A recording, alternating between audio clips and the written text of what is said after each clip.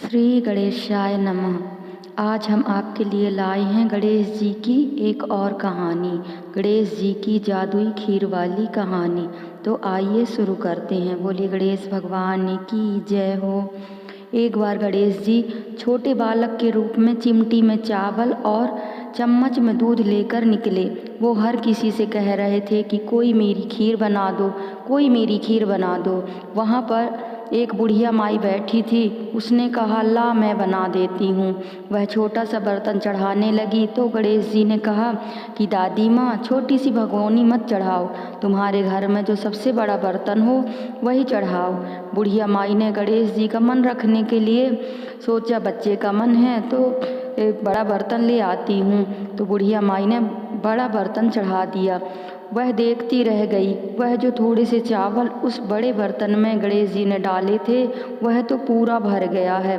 गणेश जी ने कहा, दादी माँ, मैं नहा धोकर आता हूँ। जब खीर तैयार हो गई तो बुढ़िया माई के पोते पोती खीर खाने के लिए रोने लगे। बुढ़िया ने कहा, गणेश जी महाराज, तेरे भोग लगना कहकर चूल्हे में थोड़ी सी खीर डाली और कटोरी भर भर कर बच्चों को दे दी।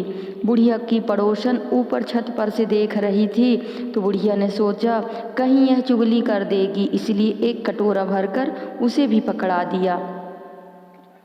बेटे की बहू ने भी चुपके से एक कटोरी खीर ले जाकर खाई और कटोरा चक्की के नीचे छुपा दिया। अभी भी गणेश जी नहाकर नहीं आए थे और बुढ़िया को भी भूख लग रही थी, तो वह भी एक कटोरी में खीर डाल करके किवाड़ के पीछे बैठकर एक बार फिर से कहा कि गणेश जी महाराज, आपके भोग लगे। यह कहकर खाना शुरू कर दिया। तभी गणेश जी आ गए। बुढ़िया माई ने कहा, आजा रे गणेश, खीर खा ले, मैं तो तेरा ही इंतजार कर रही थी। तब गणेश जी ने कहा, दादी माँ, मैंने तो खीर पहले ही खा ली। बुढ़िया ने कहा, कब खाई? गणेश जी ने कहा, अब जब तेरे पोते पोते ने खाई तब खाई थी, जब तेरी पड़ोसन ने खाई तब खाई थी, और जब तेरी बहू ने खाई तब भी खाई थी, और अब तूने खाई तो मेरा पेट पूरा ही भर गया। बुढ़िया ने कहा, बेटा, तेरी सारी बात सच है, लेकिन बहू बेचारी तो सुबह से काम में लग रही है, तो फिर उसने खीर कब खाई? गणेश जी महाराज ने कहा, चक्की के नीचे देख, झूठा कटोरा पड़ा है।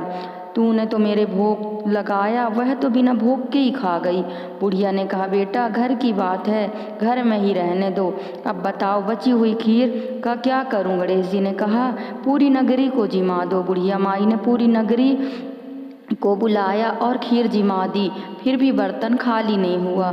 जब राजा को यह बात पता चली तो राजा ने बुढ़िया को बुलाया और कहा, क्यों री बुढ़िया, ऐसा बर्तन तेरे घर पर कहाँ से आया?